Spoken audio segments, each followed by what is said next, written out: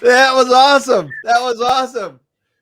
Kurt, how many shows have we done? This is like the first, second? Third. No, this is our third. Yeah.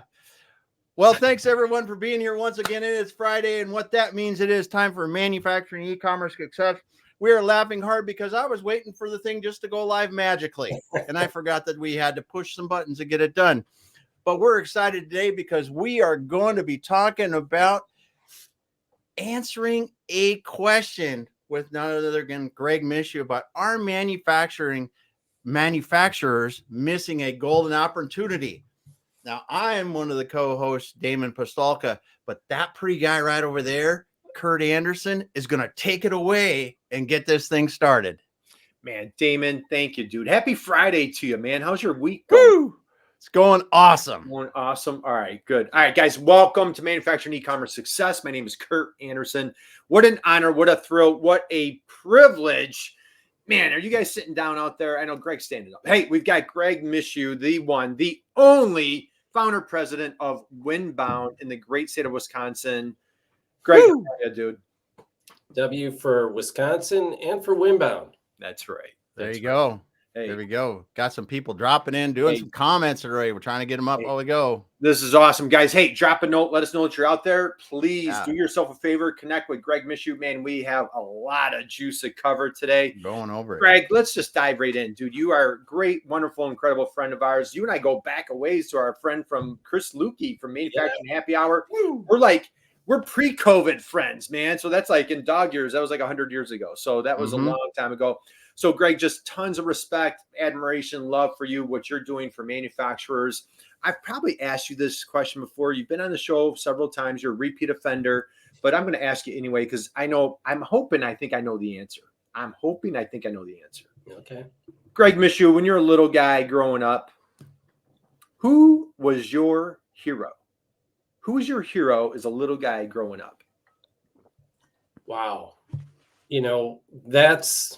That's a tough one. Of course, flashing in my mind is my parents, my mom, my dad. But this was totally involuntary. I swear to God. But Steve Martin flashed in my mind. All right. And Steve Martin, Let's Get Small. I mean, I got it. Planes, Trains, Automobiles, The Jerk. I mean, like there's just so much Steve Martin, right? What was the one with Michael Caine where they were? There's so many great. All right. So Greg Mischio, a couple things that I'd love to digest right there. Okay. Number one, you have an incredible story about your father. And I know we've got a ton to unpack with your research project, and I'm digressing a little bit. I want to talk about your dad for a second. Let's talk about Steve Martin. And I want to come back to your dad because your dad is an incredibly inspiring story. But real quick, Steve Martin. So for everybody that's under the age of us is asking, who on earth is Steve Martin? Greg Mischio, who is Steve Martin? He's kind of, what I like about him is he kind of transcends because he's one of these guys who came on the scene as kind of this a comedian with kind of experimental theme-based comedian. He had like all these crazy skits. Right. Super creative, super funny. Right. And he was big on Saturday Night Live when it first started. Right. And then he went on to become a movie star, a musician. He's a writer. Right. Mm-hmm. Father of the bride. As a matter of fact, my best friend's daughter is getting married. And so I'm now referring to him as Father of the Bride. Remember the Wild and Crazy Guys? Remember those two? Dan Aykroyd and the Wild and Crazy Guys. Oh. Okay, so hey, Whitney says, "Are you kidding?" As millennials, we certainly know Steve Martin too. So, well, he's in a great series now about something Murder in the Building. Murders in the Building. Yeah, I'm in a condo building, and it's like, oh, that could happen here. Yeah, that hit home. So that's a great series. And so, all right, phenomenal answer. First time ever, Damon. Steve Martin. Boy, that's going in a Hall of Fame answer right there. Huge Steve Martin fan. And King Tut. Whitney, man, how do you remember King Tut? I was like in third grade when that came out. Yeah, I used to play the little record in my class. So could have won a Grammy buried in his jammies. Yes.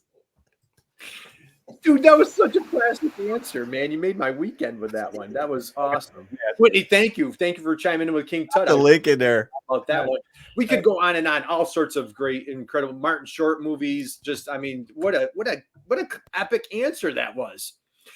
Greg, Yeah, it is. we have a big research project. Everybody, curious minds are dying to know. Can you give me, just for my own sake, I love your dad. Your dad has a great, inspiring story. Just give us a little nugget about Dad, if you would, please. Another hero of yours. Yeah. So my father is he's a retired professor of special education. So, but it's interesting how he got his start. He started out when he was in his teens. He took a kid, he lived out in New Jersey, took a kid to a summer camp, a neighbor kid, and he went along as kind of like a friend of this kid. And the counselor really liked him, who ran the camp. And he's like, hey, I'm going to open up this camp. Would you come and be a counselor there? It's for, in those days, they referred to them as the mentally retarded or people with disabilities. So cognitively disabled kids. And my dad's like, sure. I've never had any experience with him, but it sounds great. And this guy's like, well, I don't know what I'm doing either. I'm just, I've never had any experience with them either. So, but we're just going to try this. So my dad went along. It was like the first of its camp of its kind.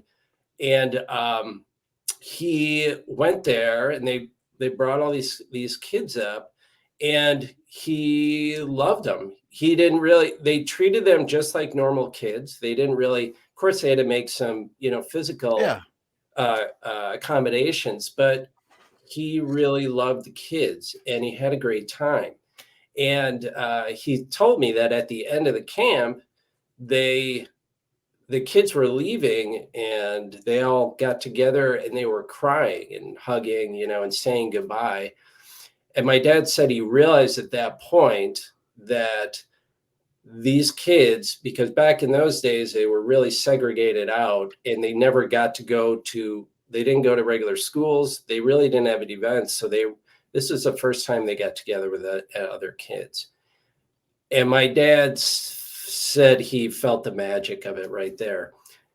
And he loved working with his kids. So he said, I'm going to make a career out of this. Mm-hmm. So he went to college and education. He studied, kids with disabilities. And at that point, there wasn't even special ed. So when he went on to grad school, he started to train under one of the innovators in special ed, a guy by Kirk was his name.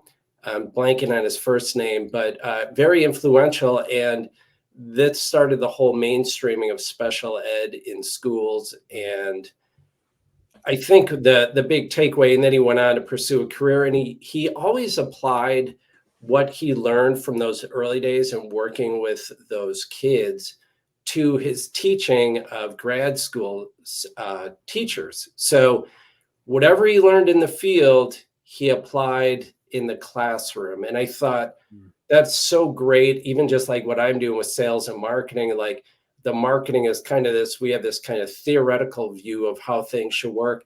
And the salespeople are like out there in the field, if you could ever kind of bring those two together. But my big takeaway, and again, it goes back to what my dad said, is like, and I kind of infer this, it's like he saw the value in people. And if we can reach out, and we always talk about this with sales and marketing alignment, if you can see the value, marketers, in your salespeople or just other people in your organization, they might not know as much about marketing as you do, but boy, do they know a lot about the customer. You can integrate that into your approach. It will do wonders for everybody, really. Thank you.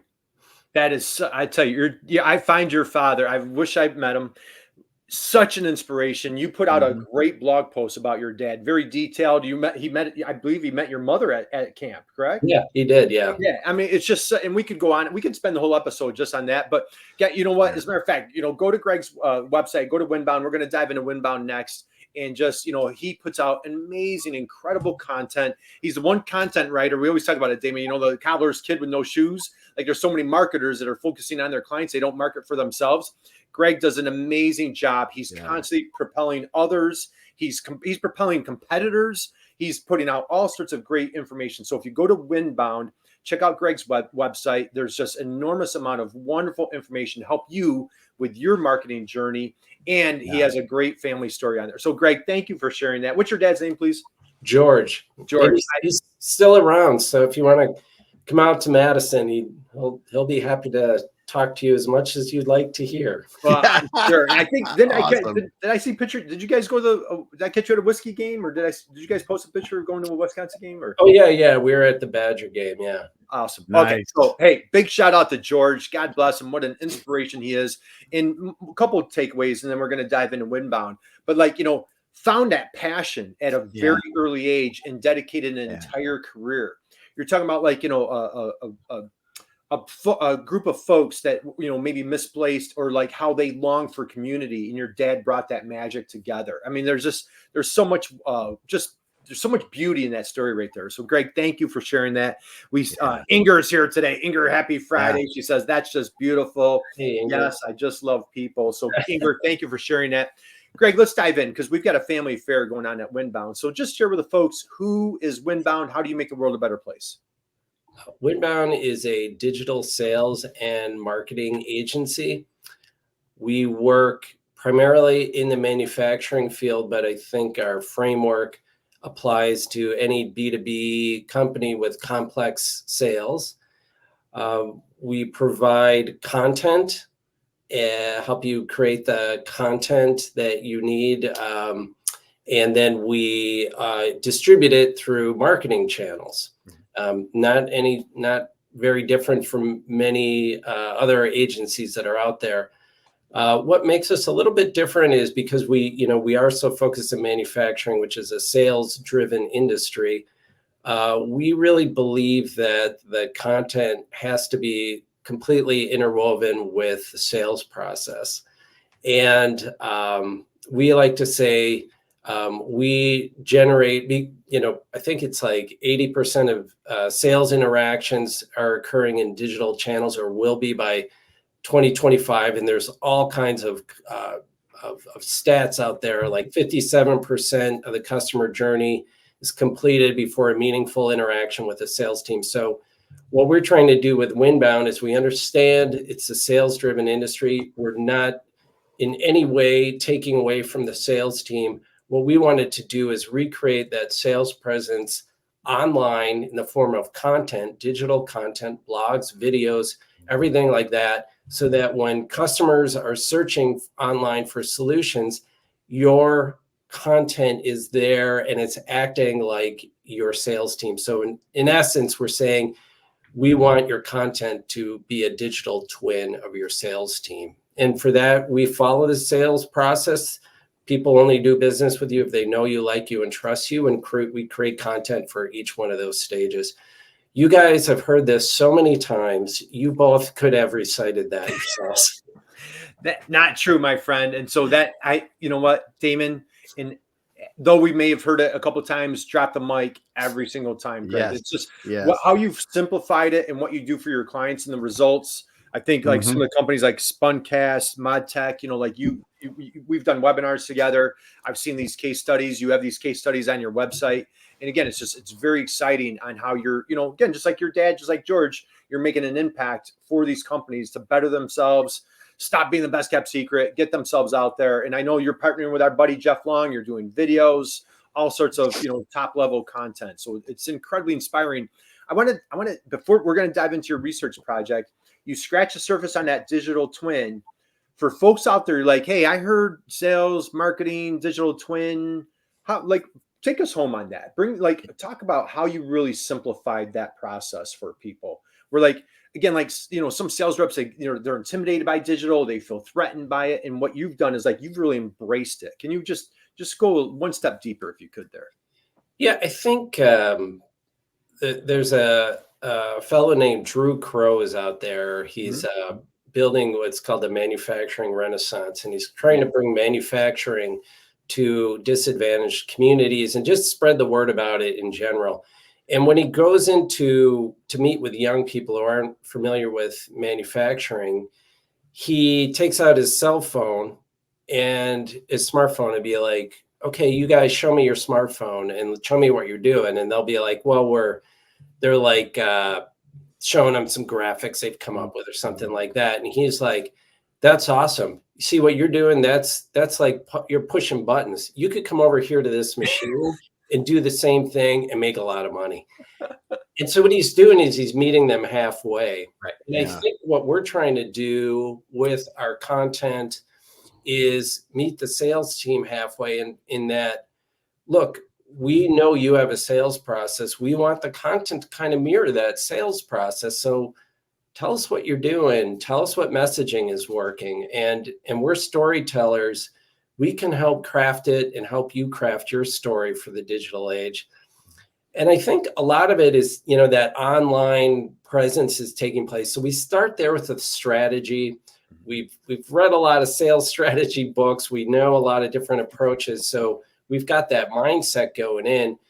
And then we're just trying to get everything down to that handoff to the real people, because I don't know, guys, there's a ton of AI out there. There's a lot of online, but in complex sales, at some point, the people are going to enter the fray.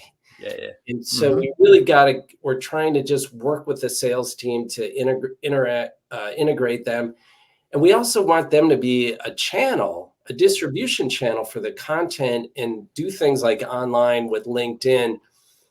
I mean, you can have a company page online, but man, it's those individual profiles that really make those connections with people. So we want to help them get better at that and build their own personal brands as well, and give them the content and the ideas and the tools and the training to do that. Well, I love that. Hey, Brian dropped a comment. Brian, thanks for joining us. Happy Friday to you, my friend. Great, Greg, great way to say it. Again, we're here with Greg Mischio, Winbound, a fierce advocate for U.S. manufacturing, marketing guru. And so, Greg, is it true? There's a rumor on the street, Damon. Have you heard this rumor? There's a golden opportunity just waiting for manufacturers. Have you guys heard this rumor going around? I've heard it. Let's talk about it a little bit. You know what? Let's just head first, dude. Let's just go head first. Greg, we have a little presentation here that we're going to pull up for everybody. So, Greg, let's dive in. You did an amazing, incredible research project. We're calling it the Manufacturing Content Benchmark Report. Right. Curious minds would love to know what inspired this, and then let's dive into the results. Okay, hang on. Let's see. Yeah. So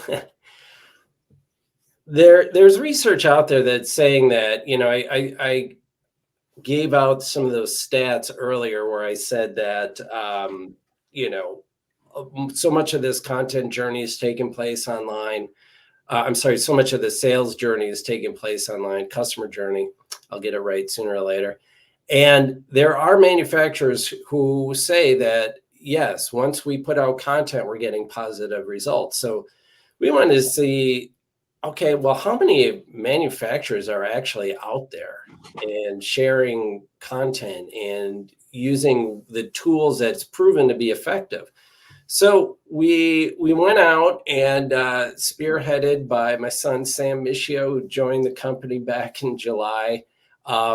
We went out and we analyzed over 400 manufacturing websites, and we looked to see what pieces of content are out there. And we went through all different sizes of, we strayed away from under 5 million, but really went, I think that was our cutoff, but we went from there and then segmented it out.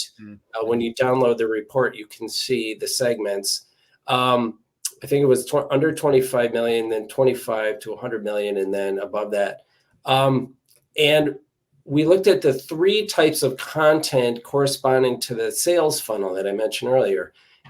Content that lets people know you, like you, and trust you. And you can think of it it's kind of like people talk about awareness, interest, action, that kind of, there's all different terms in terms of like, what do you do you create to generate an actual lead or engagement?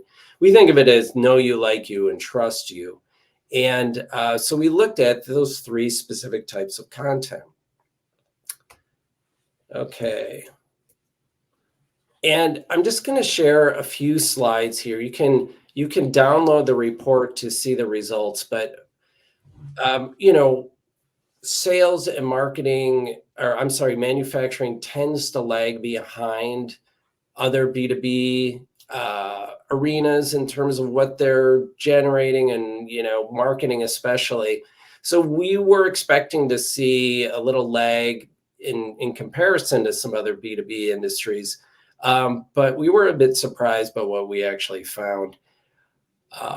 So when we looked at the percentage of manufacturers are actually using social media, and that lumps in YouTube as well as LinkedIn, I found that 39% of them actually have no social media. 9% are inactive on social media.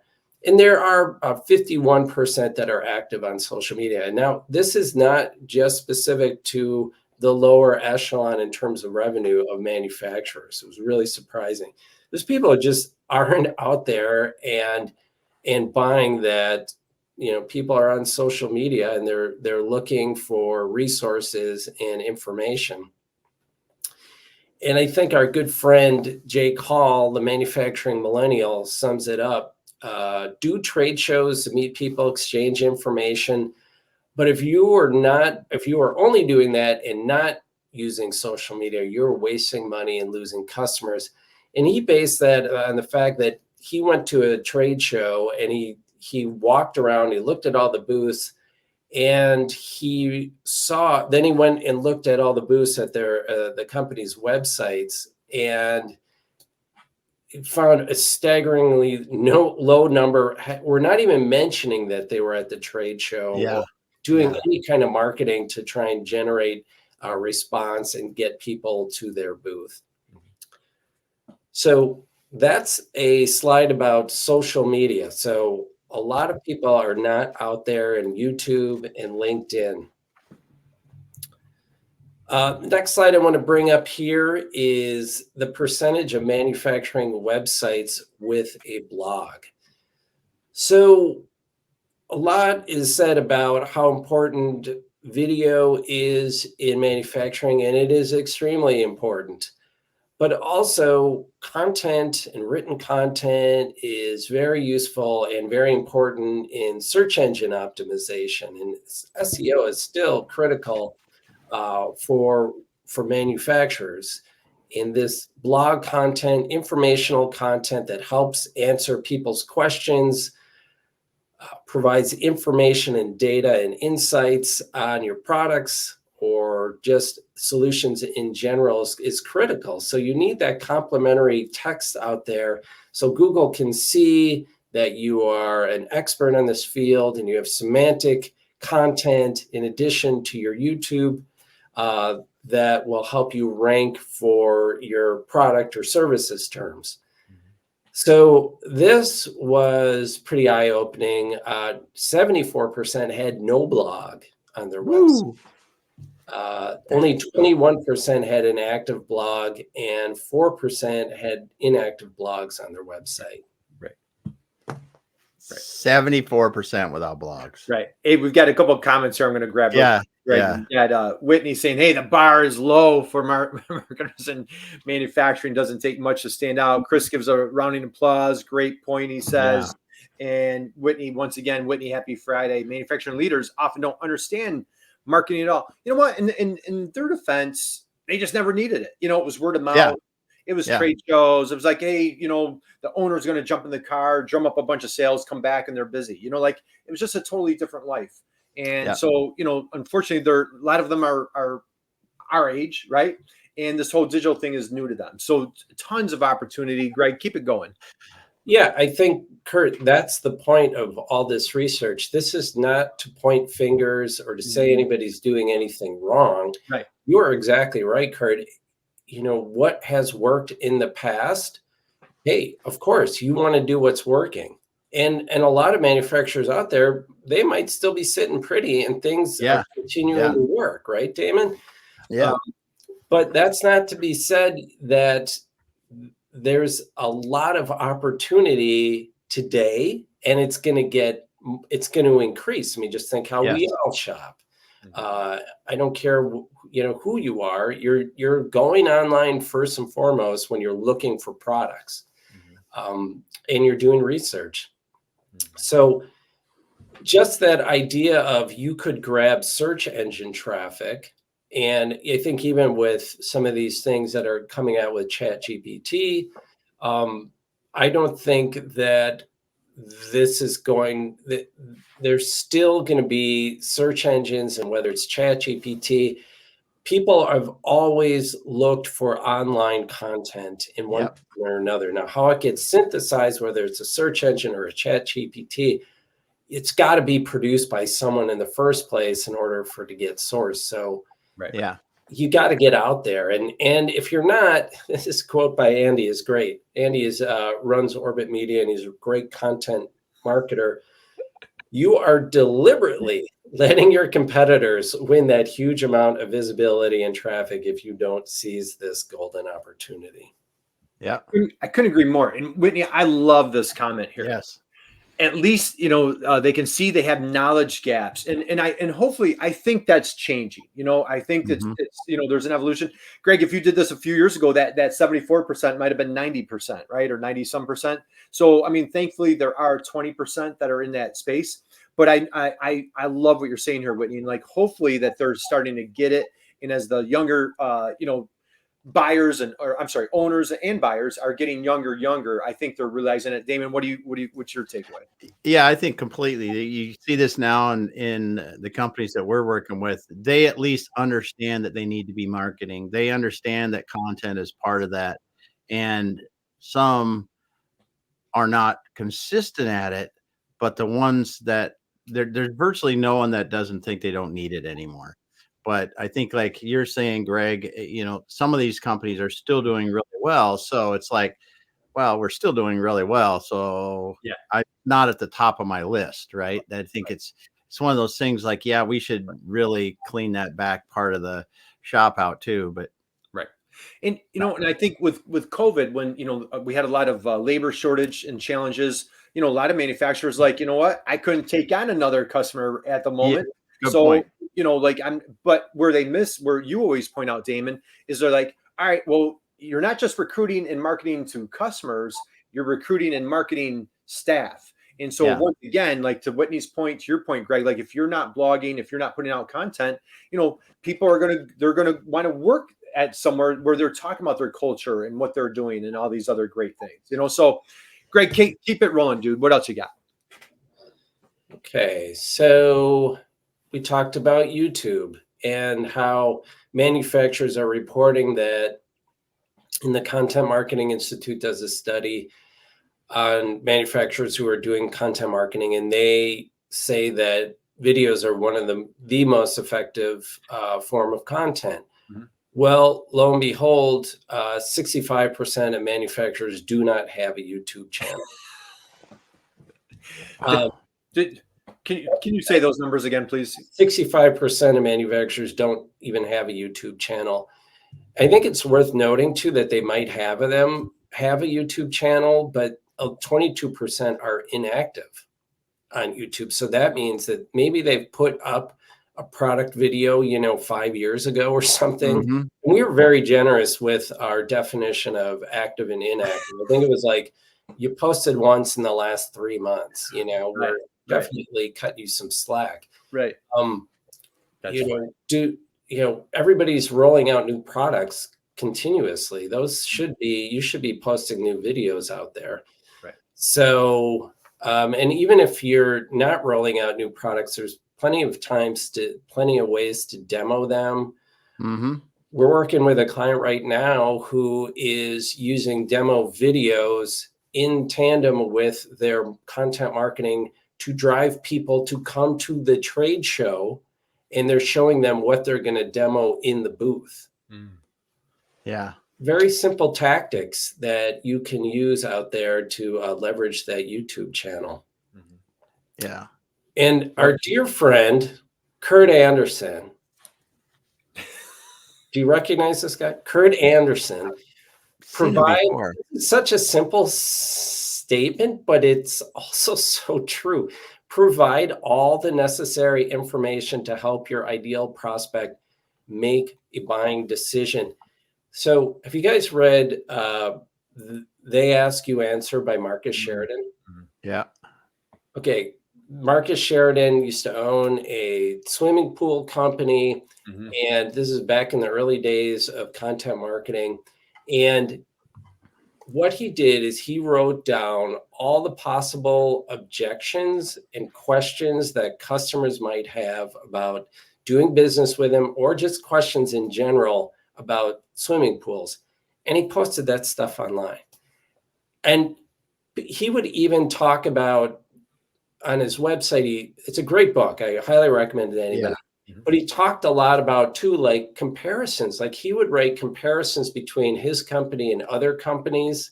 And he would say why you should use other companies versus himself. Where's their strengths versus ours? Right.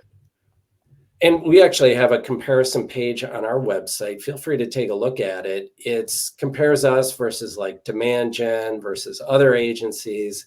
It's actually the most visited, except for our homepage, it's the most visited page on our site. I never realized it would do that well. And since we put it out, people go to it a lot. Right. People want to compare you. So, and as they're trying to make a buying decision, give them all the information you need. I mean, we even post pricing for ourselves online and how much we cost.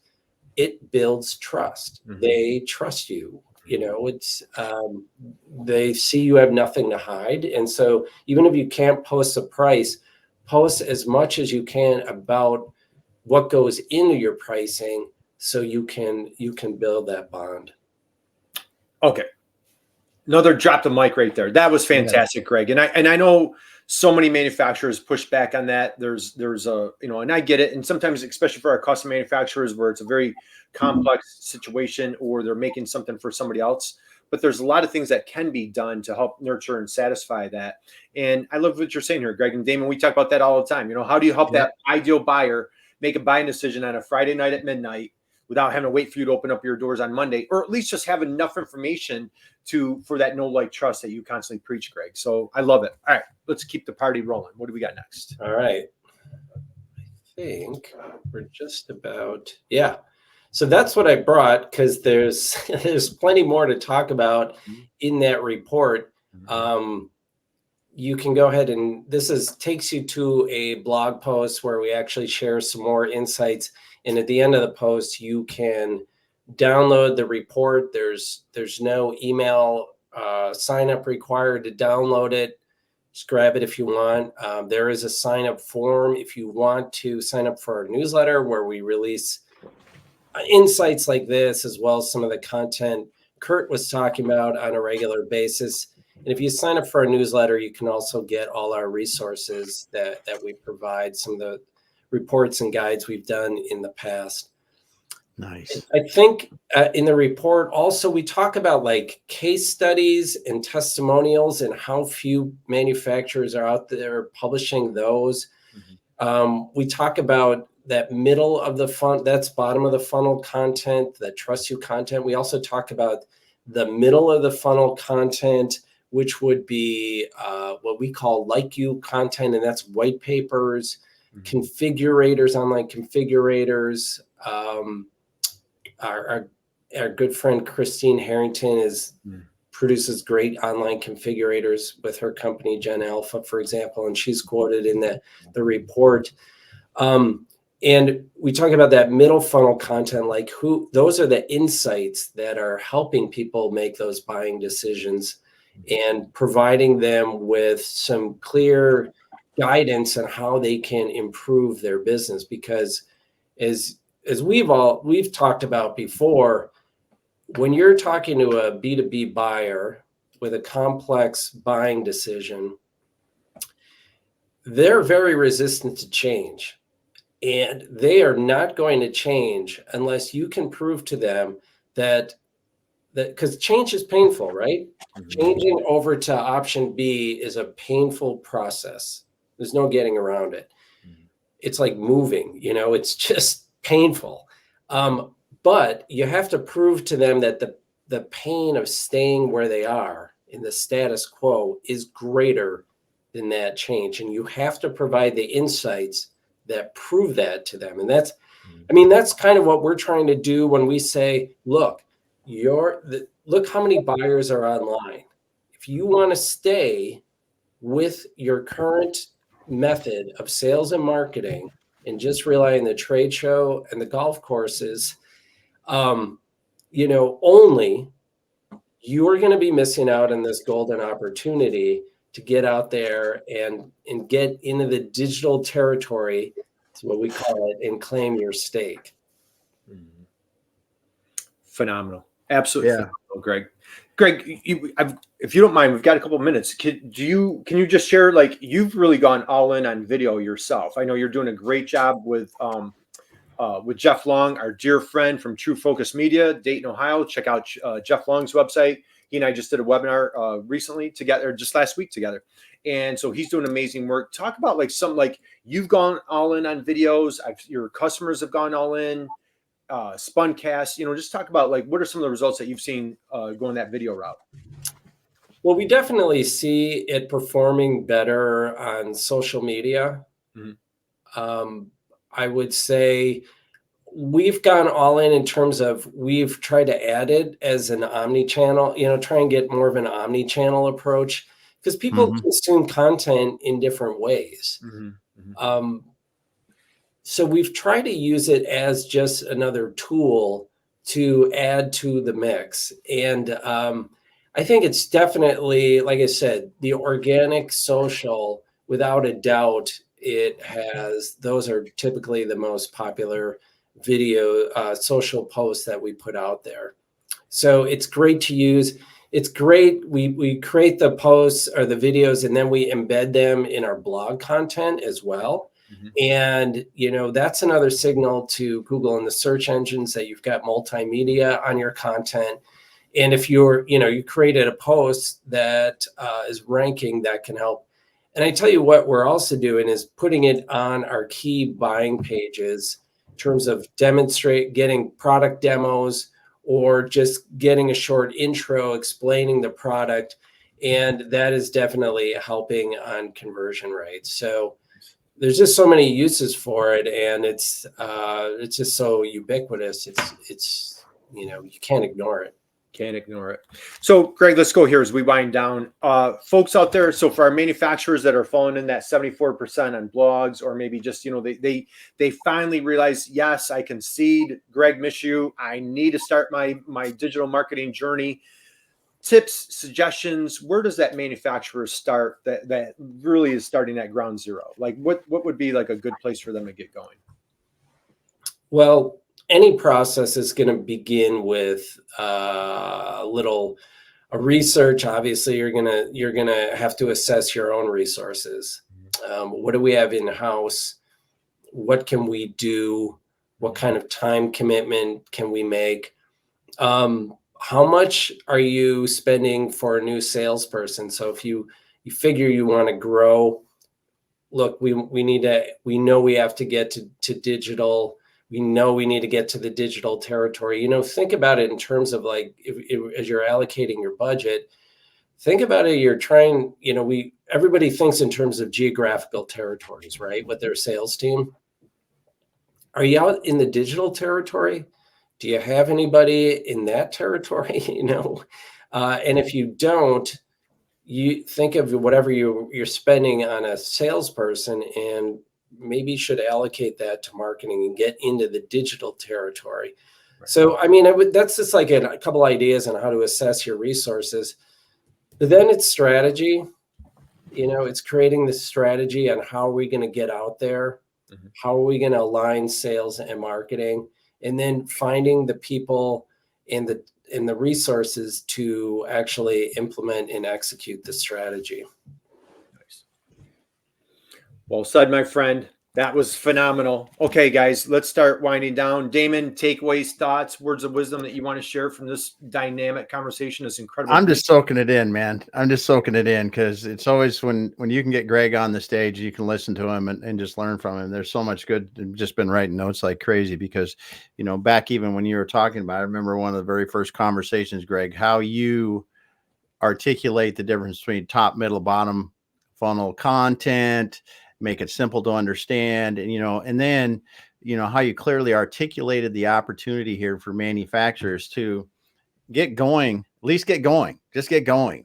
Because when you've got, what the heck was it? 74% with no blog, put something up, start with something that'll help. 65% of manufacturers don't have a YouTube channel. Heck, everybody's got a damn cell phone that can do a video. Dude, like you said, do some product videos, do some demos, do something and start posting it for your company on the page and start doing this, because just by doing that, if your blog, you do a few blog, if you get just a little bit of activity on your blog, you're ahead. You're one of 20% that do that. Right. The right blogs will drive tons of potential traffic to you. The same thing on YouTube. You can be one of 35% right now that are actually using it. And like you said, this is not just the huge manufacturers, medium. This is across all of them. So that I would guess, I'm just hypothesizing here though, that smaller manufacturers are even worse than that. So you're sitting here with like Kurt and I like to talk about this 25-person manufacturer in Ohio. I bet there's 10%, 15% of the people that are doing these kind of things. And just by you doing it, you're going to light yours ahead. And think about too, take a manufacturer's perspective to marketing, because I feel like there's this kind of mentality where it's like, well, we tried that and it didn't work. Yeah. Well, look, you are going to fail as you are starting your marketing. As a quick quote here from Teddy Roosevelt, the credit belongs to the man who is actually in the arena, whose face is marred by dust and sweat and blood, who strives valiantly, who errs, who comes short again and again, because there is no effort without error and shortcoming. And he goes on to say, those who do that at the best know in the end the triumph of high achievement, and who at the worst, if he fails, at least fails while daring greatly. So you got to get out there. You got to dare greatly. And it's a process. You will err time and time again. You will learn. You will grow. You guys, even though you had a huge setback when you started the show, because Damon forgot to turn on the feed, you learned how to deal with that kind of adversity, and you picked it right up. So, I mean, I'm kind of joking around here, but flawlessly, learn so much more. Winbound is so much further ahead than we were 3 years ago, and our revenue show it. And manufacturers, as you embark on your journey, you will learn and grow. You got to dare, and you got to dare greatly. You got to put yourself out there and get past that fear factor that everybody has. Amen. That's all I'm saying. Dude, moment of silence. One of my favorite quotes of all time. My dog my dog Theo was named after Theodore Roosevelt. So that was that is one of my absolute favorite quotes of all time. Greg, thank you. God, what a great episode this was, man. I'm ready to run through a wall. I'm so inspired by your dad, George. You've brought in your son, Sam. You've made it a family affair at Winbound. You've just your relentlessness, and you didn't have to do this research project. I mean, like, there's a lot of time and energy and cost and expense that went into something. Gail's here today. Gail, happy Friday, my friend. His research is so much great info, and so love that. Big fan of his work. So, Gail, thank you for stopping by. I saw Whitney dropped another point. Thank you, Whitney. about how important it is to market for staff, not just for new customers. So Whitney, always appreciate your support here. Greg, that was phenomenal. That was what a great way to wind down the week and wrap up the weekend. Let's go here one more time, Greg. Great, best place to find you, of course, here on LinkedIn.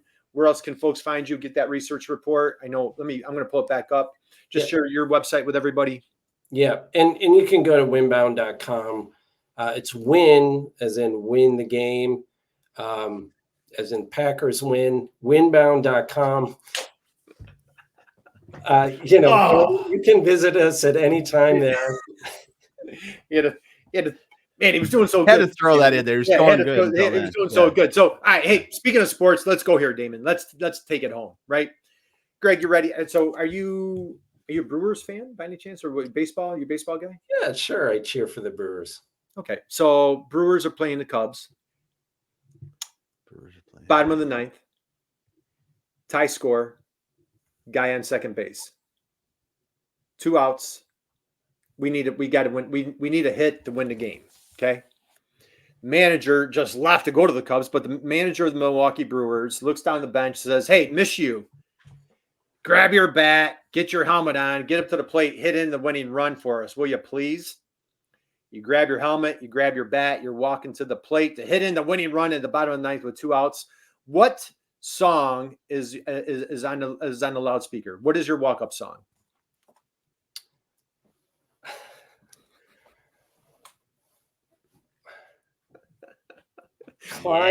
Climb every mountain.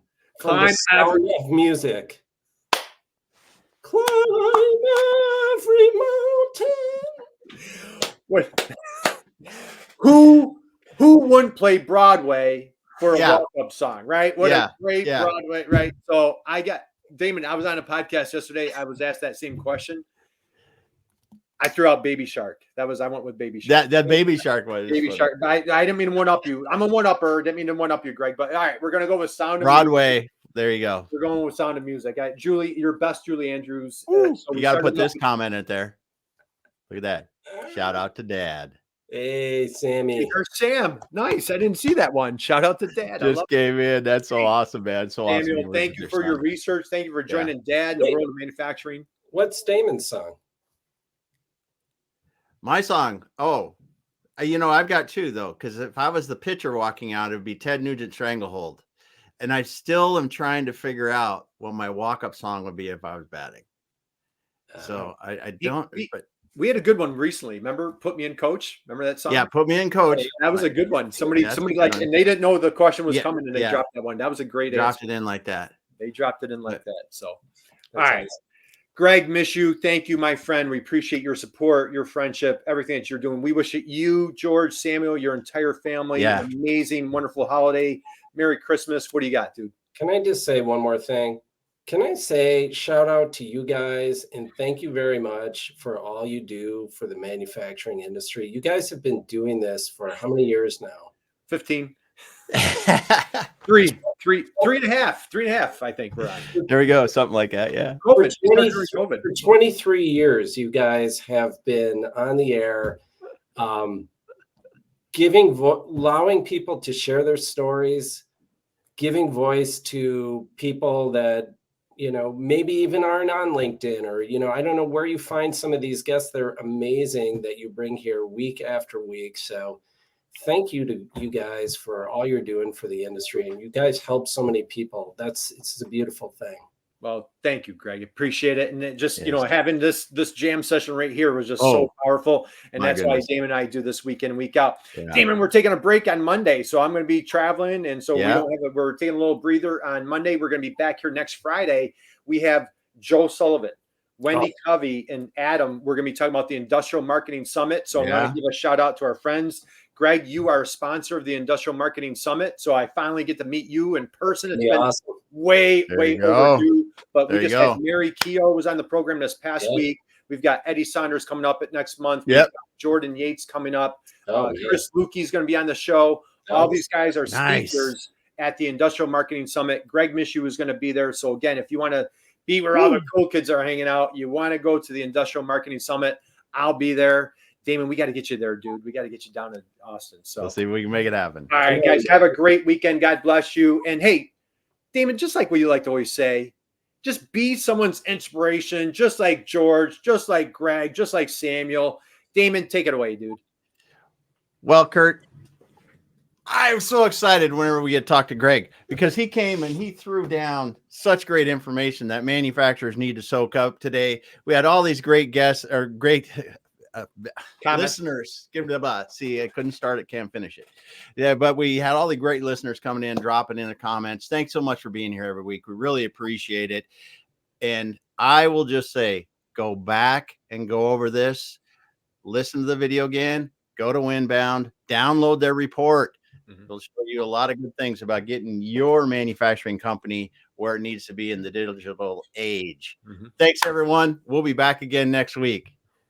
Thanks so much. See you.